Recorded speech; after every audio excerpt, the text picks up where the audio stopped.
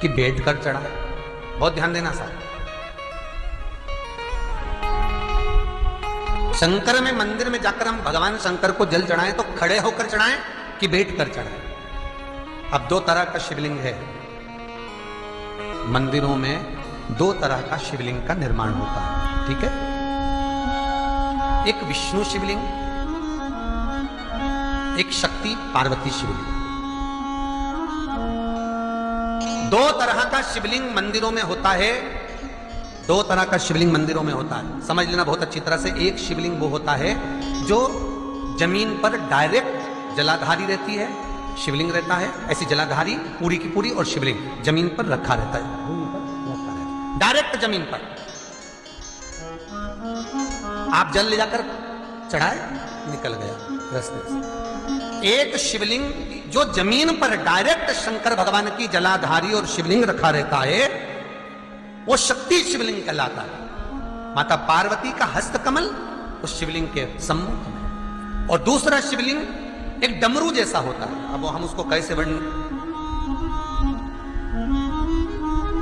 एक डमरू शिवलिंग होता है, ऐसा उसका स्टैंड होता है, ऐसा स्टैंड होता है, नीचे शिवलिंग रखने की जगह होती है, फिर ऐसा होता है, फिर उसके ऊपर इस तरह शिवलिंग रखा होता है। देख दर्शन करें आप लोगों ने। अब फिर इसके ऊपर शंकर भगवान का शिवलिंग रखा होता है। We live to feel it all. जो भाग है वो भगवान ब्रह्मा का हस्तकमल है, इसको विष्णु शिवलिंग कहते हैं।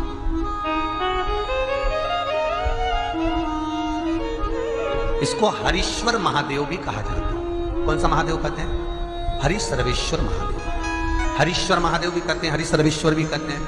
तो डमरू जैसा जो शिवलिंग का निर्माण हुआ है मंदिर में, अगर शिवलिंग ऊंचा है, शिवलिंग थोड़ी सी हाइट पर है, ऊंचाई पर है, और डमरू जैसा भाग फिर उसके ऊपर जलाधारी के बाद शिवलिंग निर्माण किया गया है, तो वो विष्णु शिवलिंग कहलाएगा, वो हरीश्वर शिवलिंग कहलाएगा, वो हरिवंश शिवलिंग कहलाएगा, हरीश्वर कहलाएगा। और जो डायरेक्ट सीधे जो रखा हुआ है 12 ज्योतिर्लिंग के अगर आप दर्शन करेंगे तो कहीं पर भी आपको विष्णु शिवलिंग नहीं मिलेगा, केवल एक नागेश्वर को छोड़कर। कहां पर छोड़कर? जम के बोलिए। केवल एक नागेश्वर, नागेश्वर को छोड़कर बाकी के जितने 12 ज्योतिर्लिंग में शिवलिंग के दर्शन करोगे सब शक्ति शिवलिंग मिलेंगे, सब जमीन पर। आप जितने भी देखेंगे, काशी का देखेंगे, महाकालेश्वर देखेंगे तो डायरेक्ट जमीन पर जलाधारी बनी है महाकाल बाबा की, डायरेक्ट जमीन पर बनी है, कोई ऊंचाई नहीं है, डायरेक्ट जमीन पर फिर शिवलिंग है। ओमकारेश्वर देख लीजिए, ममलेश्वर देख लीजिए, आप चाहें तो विश्वनाथ देख लीजिए, डायरेक्ट जमीन पर। सोमनाथ देख लीजिए, डायरेक्ट जमीन पर। केदारेश्वर देख लीजिए, डायरेक्ट जमीन पर। भीमाशंकर, वैद्यनाथ, डायरेक्ट। आप विद्यनाथ जी के लाइव प्रसारण कभी चालू करके देखना, डायरेक्ट जमीन पर, डायरेक्ट। तो जितने भी शिवलिंग हैं सारे के सारे शक्ति शिवलिंग हैं। जो डमरू के भाग पर रखा हुआ है वो हरीश्वर शिवलिंग, विष्णु के हस्तकमल पर जो रखा है, तो शास्त्र कहता है आप शक्ति शिवलिंग का जब जब अभिषेक करें, बहुत ध्यान रखना अपनी जिंदगी में इस प्रसंग को श्रावण के महीने में बहुत ध्यान रखना। आपके आसपास में भी मंदिर हो तो उस पर ध्यान रखना। जो शक्ति शिवलिंग हो उस पर जब भी जल चढ़ाना तो बैठ कर चढ़ाना, बैठ कर चढ़े। शक्ति शिवलिंग पर जब भी जल चढ़े, भले शिवलिंग कितना भी ऊंचा हो, कितना भी ऊंचा हो, तो संघी से चढ़ा दो, पर जल बैठ कर चढ़ा दो।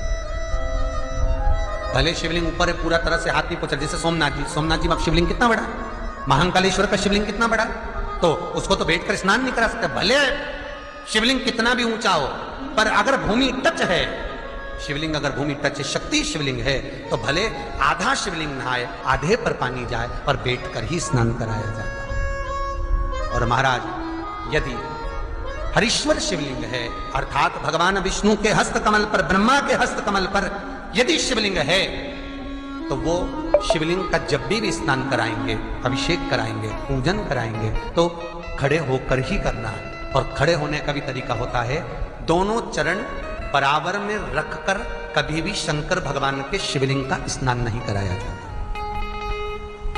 महाराज दोनों चरण बराबर रखकर, अगर हरीश्वर शिवलिंग है, किसी मंदिर में शंकर को जल चढ़ाने के लिए आप गए हो और शंकर को जल चढ़ा रहे हो, तो हरीश्वर अगर शिवलिंग है तो दोनों पांव बराबर रखकर नहीं, एक सीधा चरण थोड़ा सा आगे रखिए और उल्टा चरण थोड़ा सा पीछे रखकर भगवान शंकर का जलाभिषेक करने पर लक्ष्मी जैसे अपने चरण रहते हैं, भगवान शंकर उसी तरह से लक्ष्मी को दौड़ाते हुए अपने घर में प्रवेश करा। लक्ष्मी भागती हुई, अगर जो पुष्टि मार्ग से जुड़े होंगे, जो भगवान ठाकुर जी की सेवा करते हैं, पुष्टि मार्ग से जुड़े हों, श्रीमद वल्लभाचार्य जी से, वल्लभ कुल बालकों से जिनका ब्रह्म संबंध हुआ है, ऐसे अगर जीव हैं, वैष्णव जीव हैं, तो वो दर्शन करते होंगे ठाकुर जी, यमुना जी और महाप्रभु जी का। तो कैसा दर्शन करेंगे? श्रीनाथ जी का दर्शन करेंगे तो दोनों पांव श्री जी बाबा के, मेरे ठाकुर जी के बराबर पर है, नाथ द्वारा वाले श्री जी बाबा के, गोवर्धन नाथ जी के दोनों पांव चरण बराबर। श्रीमद वल्लभाचार्य जी का दर्शन करेंगे तो दोनों चरण बराबर के फोटो में मिलेंगे।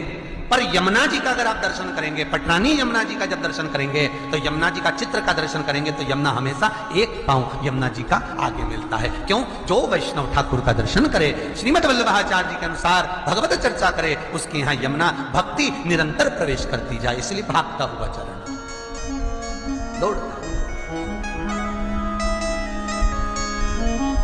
दौड़ता। तो शंकर भगवान का अगर हरीश्वर शिवलिंग है, कहीं शिवलिंग डमरू आकृति पर, अगर ऊंचाई पर है, हरीश्वर है, तो फिर जल खड़े होकर चढ़ा, चरण आगे पीछे, बहुत ध्यान देना महाराज। हरीश्वर शिवलिंग का वर्णन महाराज बहुत सुंदर बात कही है, बहुत ध्यान से सुनिएगा। शक्ति शिवलिंग के ऊपर जो जलाधारी लगती है, शक्ति शिवलिंग के ऊपर जो जलाधारी लगती है, वो 5 मिनट, 10 मिनट, आधा घंटा रखकर 24 घंटे के लिए हटा सकते हो। शक्ति शिवलिंग के ऊपर जो जलाधारी लगती है वो 15-20 मिनट रखकर, आधा घंटा रखकर आप हटा सकते हो। पर हरीश्वर शिवलिंग के ऊपर, भगवान विष्णु के हस्त कमल पर जो शिवलिंग का निर्माण आपको भी वर्णन किया, अगर वो शिवलिंग है तो उस पर जलाधारी अगर लगी है तो कम से कम 5 घंटा, 8 घंटा तो जलाधारी को रखना पड़ेगा ही। बहुत ध्यान दीजिए महाराज। शंकर जी की प्राण प्रतिष्ठा करते समय, शंकर जी की स्थापना करते समय, शंकर जी को प्राण प्रतिष्ठित करते समय एक एक चीज का ध्यान करना पड़ता है कि हमें कैसा शिवलिंग रखना है, कौन सा शिवलिंग रखना है, कैसे स्थापना करना है, किस भाव का होना चाहिए। शंकर के मंदिर में शंकर जी विराजे हैं तो गणेश जी, कार्तिकेय और पार्वती की मुद्रा कैसी होना चाहिए, गणेश जी कौन सी सूंड का होना चाहिए। जब शंकर के मंदिर में हम आराधना कर रहे हैं तो गणेश जी की सूंड किस ओर होना चाहिए, पार्वती की मुद्रा कौन सी होना चाहिए, षडानंद कार्तिकेय की दृष्टि कहां होना चाहिए, ये शंकर जी की प्राण प्रतिष्ठा में देखा जाता है। केवल मूर्ति वाले ने बाजार में मूर्ति बनाकर बेच दी और तुम गए, हमें शंकर जी का परिवार दे दो, हमारे मंदिर है छोटा सा, मैं वहां प्रतिष्ठा करना है। तुम बाजार में गए और शंकर जी का परिवार लेकर आ गए, शंकर जी लिया, कार्तिकेय लिया, पार्वती जी लिया, गणेश जी लिया और स्थापना करवा दी पंडित जी से, और बाद में बोली हमको थोड़ी कष्ट हो रहा, हमको थोड़ी तकलीफ हो रही है, कहीं ये हम जब से लाए इससे तो नहीं हो रही, कहीं इससे तो नहीं, नहीं, गलती तुम्हारी है। तुम तो बस गई और लेकर आ गई। यहां तक शिव महापुराण की कथा कहती है कि तुम्हारे घर की मूर्ति जितनी पुरानी होती है उतना सुख देती है। आपको पहले भी कथा में कहा, दिया और मूर्त पुरानी होगी चलेगी, पुरानी। एक फैशन चल गया, छोटे से ठाकुर जी नहीं रखूं, बड़े वाले लाऊंगी लड्डू गोपाल, सेवा अच्छे से हो जाएगी। और जो सास के हाथ के वो अब उनको नहीं पूछे तो दुख नहीं होगा, दुख तो होगा। घर में जेठानी के आने के बाद देवरानी आती है और सास देवरानी से बहुत लाड लड़ाती है।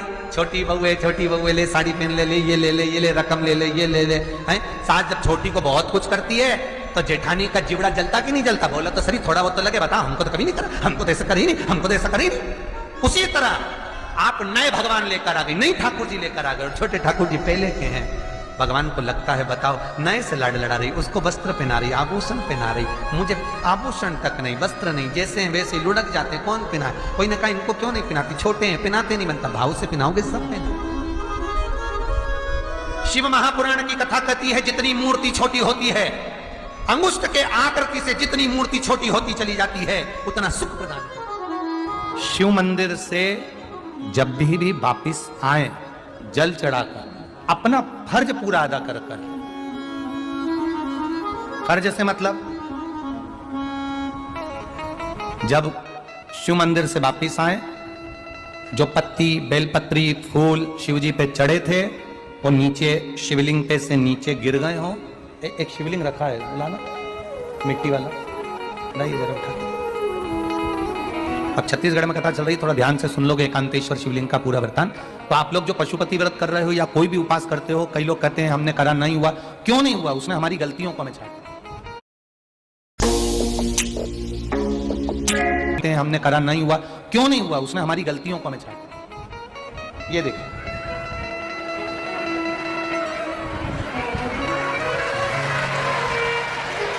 अब जैसे ये शिवलिंग रखा है, आपने जल चढ़ाया। अब जल आप यहां से चढ़ा रहे हो तो धीरे धीरे धीरे धीरे चढ़ाएं, जिससे छींटे बाहर ना, यहां तक छींटे रहे ना, जलाधारी तक चलेगा, बाहर ना दे।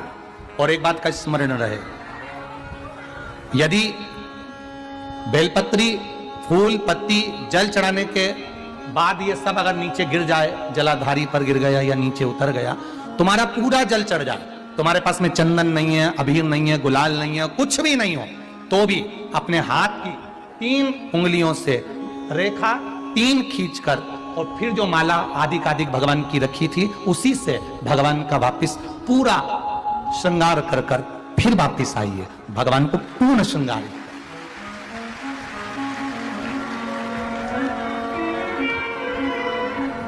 भगवान का पूर्ण श्रृंगार कर कर आइए। कई लोग जल चढ़ाने के बाद में भगवान का जो फूल पत्ती नीचे रखी रहती है, आप, हम ये नहीं कह रहे कि आप अपने घर से लेकर जाओ, आपके पास में कुछ नहीं, 1 लोटा जल चढ़ाओ, जल चढ़ाया, जो फूल पत्ती नीचे रखी हुई है उसी को उठाकर उसको रखकर उसी फूल से भगवान का खूब सुंदर भगवान का कर कर फिर आइए। क्यों? शिव का जब हम श्रृंगार कर कर आते हैं, माता पार्वती जी ने देवाधिदेव महादेव का श्रृंगार किया है, आप लोगों के स्मरण में होगा। राम जी ने माता जानकी का श्रृंगार किया है। रामचरित सुनिए कथा, रामायण सुनिए आप लोगों ने, रामायण सुनी होगी तो उसमें माता बैठी हैं शिला के ऊपर और भगवान राम उनका श्रृंगार कर रहे हैं, एक कौवा आता है वो चोंच मार कर जाता है, ये सारा वृत्तांत आप लोगों ने श्रवण किया है। तो राम जी माता सीता का श्रृंगार करते हैं, भगवान कृष्ण राधा जी का श्रृंगार करते हैं। केवल एक देवाधिदेव महादेव की कथा ऐसी है जिसमें पार्वती जी शिव जी का श्रृंगार करती है। शिव का श्रृंगार किस लिए? क्यों? कहा जल चढ़ाने के बाद वहीं पर पड़ी हुई पत्ती से, फूल से, जो चढ़े हुए फूल हैं, चढ़ी हुई पत्ती है, चढ़ा हुआ निर्माल्य है, जो भी शिव जी का है, उसी को धोकर वापिस भगवान का श्रृंगार कर कर आना चाहिए। किस लिए? कि हे भोलेनाथ, जब मैं इस संसार सागर से जाऊं, अखंड सुहाग लेकर पूरी श्रृंगार कर कर इस धाम से जाऊं। ऐसी कृपा जो पढ़ाओ, जो पढ़ाओ, चंदन नहीं है, हाथ से चंदन का स्मरण होना चाहिए। नहीं है हमारे पास लगाने को रोली, एमोली, चंदन, जो भी आपके पास में, अबीर गुलाल नहीं, अपने मन का गुलाल लगाइए, अपने मन का दस दिल से रिझाने का प्रयास। ले जाओ, ले जाओ, दिल से चढ़ाइए। और जब भाव से, दिल से आप आनंद के साथ देवाधिदेव महादेव का आप पूजन करो, उसमें गलती ना हो, गलती। देखिए, पितरों की 3 बेटियों को श्राप लग गया। श्राप क्या लगा? तुम्हें पृथ्वी पर जाना पड़ेगा, मृत्यु लोक में जाना पड़ेगा, और तुम्हें मृत्यु लोक में जन्म लेना पड़ेगा। मृत्यु लोक में जाना पड़ेगा और तुम्हें जन्म लेना पड़ेगा। अब दुख आ गया। पितरों की बेटियां, इन्होंने पूछा हमारा भी कल्याण हो और पितृलोक में जितने पितर आए उनका भी कल्याण हो। जो अधोगति में, जैसे हमारी गति बिगड़ी है, हम अभी युवान अवस्था में हैं, आपको चोट लगी, आपने हमको श्राप दिया, मान लो कोई अधोगति में प्राण छोड़कर चला जाता है, उसका उद्धार कैसे हो? सनकादि ऋषि से पूछ रही है, आप कृपा करें, आप दया। इंद्रदेव ने ये बात सामने रखी थी ब्रह्मा जी से कि ब्रह्मदेव, भगवान शंकर से कहो कम से कम सीधे बैठ जाए। भगवान बोले हम नहीं बैठेंगे सीधे। तो पूछा क्यों? कि हमारा कोई बाप नहीं, हमारा कोई भाई नहीं, बारात कैसे देखेंगे? आगे से नंदी देखेगा, पीछे से हम देखेंगे। इसलिए नंदी पर उल्टे बैठे थे, शादी करने जा रहे थे। बिल्कुल उल्टे। सबसे अच्छी दिशा कौन सी होती है? 4 दिशा हैं, पूर्व पश्चिम उत्तर दक्षिण। सबसे अच्छी दिशा कौन सी है? पूरब और पश्चिम को लोग मानते हैं। पूजन करने बैठते हैं तो कहां बैठते हैं? पूरब और पश्चिम में, ठीक है। पर शंकर उल्टे हैं, शिव उल्टे बैठे। इसलिए शिव आराधना कहां होती है? शंकर जी का जो जलाधारी है वो कहां है? उत्तर की ओर, उत्तर की ओर जलाधारी। शिव के भगत शंकर का पूजन करने बैठते हैं तो कहां बैठते हैं? दक्षिण की ओर। दक्षिण में भगत बैठता है, उत्तर की ओर जलाधारी रहती है।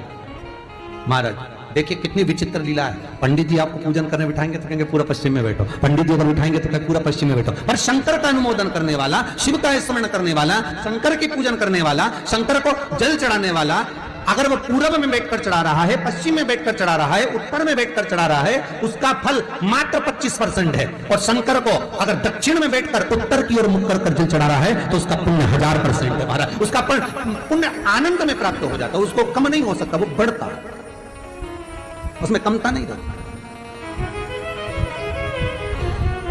एक प्रैक्टिकल करके देखना, छोटा सा प्रैक्टिकल, छोटा सा है। मान लो किसी व्यक्ति को बहुत तेज बुखार आ रहा है, ठीक है, बहुत तेज बुखार है। कोई बच्चा है, कोई बड़ा है, उसको बहुत तेज बुखार आ रहा है, बहुत तेज। अब आज के जमाने में बुखार कोरोना के चक्कर में भी है, वो भी ध्यान रखना हो। पर मान लो किसी व्यक्ति को बुखार बहुत तेज आ रहा है और बच्चा तब भी बहुत रहा है। 1 लोटा पानी महाराज लेकर जाइए, उल्टे हाथ में उस कलश को रखिएगा, सीधे हाथ से उस कलश के ऊपर हाथ रखकर लेकर ऐसे कैसे ही मंदिर में चले जाओ शंकर जी के। दक्षिण की ओर खड़े हो, उत्तर की ओर मुख करो, एक पात्र भी लेकर जाओ, उस पात्र को जहां से पानी गिरता है वहां रख दीजिए और उस पानी को शंकर जी को चढ़ा दीजिए। उस पानी को लेकर जाओ, एक बाल्टी में डाल दो, दूसरा पानी उसमें भर लो, जिस व्यक्ति को बुखार आ रहा है उसको स्नान करा दो। 15 से 20 मिनट के बाद में, 20 मिनट भी जान दो, अगर आपको लगता है कि शरीर ठंडा हो गया, और आधे घंटे बाद उसको फिर आप टेम्परेचर नापेंगे, बुखार धीरे धीरे समाप्ति की ओर आ जाएगा। बुखार टिकेगा नहीं उसके शरीर कि आप शंकर भगवान को जल चढ़ाएं, थोड़ा सा जल पात्र में रख लें जहां पूजन कर रहे हैं। जब थाली से पूजन, पहले सबसे पहले तो जल ही चढ़ाओगे ना, जल चढ़ाने के बाद उस पात्र को रख लो, थोड़ा सा पानी उसमें बचा ले, 2-4 बूंद, 8 बूंद, 15 बूंद, 20 बूंद, 1 चुटकी, थोड़ा सा भगवान शिव की आराधना करी, आपने दिया बत्ती करा, पूजन करा, आराधना करी, मंत्र जाप करा, घंटी का नाद करा, और भी लोग आए उन्होंने भी भगवान का नाम लिया। जब घर की ओर प्रवेश करें, पूजन की थाली जब लेकर चलें, तो जो कलश में जल हो उसका आचमन कर लें या अपने ऊपर छीट लें, उससे सुख का अनुभव हो।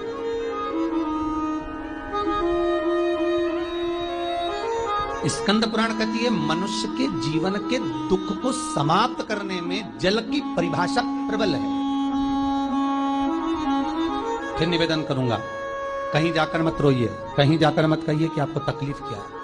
ना रिश्तेदारों से, ना नातेदारों से, ना कुटुंब से, ना कबीले से, ना अपनों से, किसी से नहीं कहना कि दुख क्या है।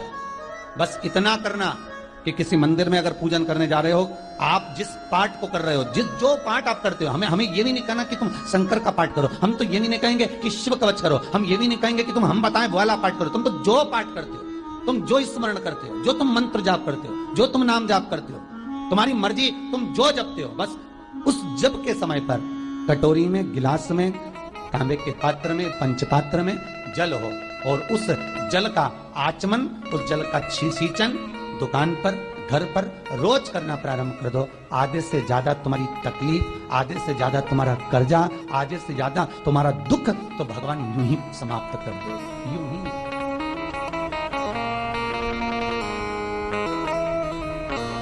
हम जल कौन सा सींचते हैं भगवान? अपनी दुकान पर पानी कौन सा छोड़ते हैं?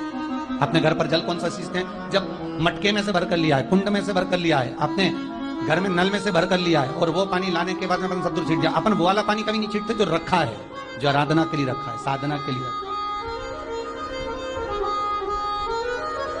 जो भगवत स्मरण के लिए रखा है, हमने वो नहीं छीटा।